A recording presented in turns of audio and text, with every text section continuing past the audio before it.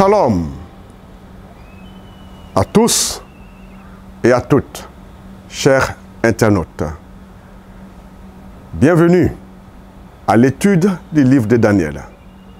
Le 6e thème que nous allons aborder est de l'arrogance à la destruction. Et les versets de l'étude sont Daniel le chapitre 5, Apocalypse 17, du verset 4 à 6, Psaume 96, le verset 5, Colossiens, le chapitre 1, du verset 15 à 17, Romains, le chapitre 1, du verset 16 à 32, Ecclésiaste, le chapitre 8, le verset 11, et enfin, Apocalypse, le chapitre 14, le verset 8. Le verset à mémoriser est « Et c'est lui qui change les temps et les saisons, qui dépose les rois et qui établit les rois, qui donne la sagesse aux sages et la connaissance à ceux qui connaissent l'intelligence. » Daniel, le chapitre 2, le verset 21. Dans Daniel 5, la parole de Dieu nous donne un puissant exemple d'orgueil humain qui se termine d'une manière étonnante et dramatique. Bien que l'on puisse dire qu'il faut beaucoup de temps à Nebuchadnezzar pour apprendre sa leçon, au moins il a apprise. Son petit-fils, Belshazzar, a refusé d'apprendre la sienne en utilisant les vaisseaux du temple dans une orgie de palais. Belshazzar les profane.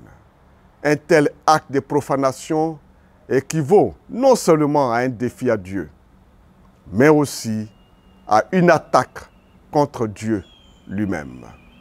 Ainsi, Belshazzar remplit la coupe de ses iniquités en agissant d'une manière similaire à la petite corne qui a attaqué les fondements du sanctuaire de Dieu. Vous pouvez le lire dans Daniel le chapitre 8. En supprimant la domination de Belshazzar, Dieu préfigure ce qu'il accomplira contre les ennemis de son peuple dans les derniers jours. Les événements racontés dans Daniel 5 ont eu lieu en 539 avant Jésus-Christ, la nuit où Babylone est tombée devant l'armée médo-perse. Voici la transition de l'or à l'argent prédite dans Daniel le chapitre 2. Une fois de plus, il devient évident que Dieu règne dans les affaires du monde. Ce thème sera développé en 5 sous-thèmes. Premièrement, la fête de Belshazzar. Deuxièmement, un visiteur important. Troisièmement, l'entrée de la reine. Quatrièmement, peser et trouver léger.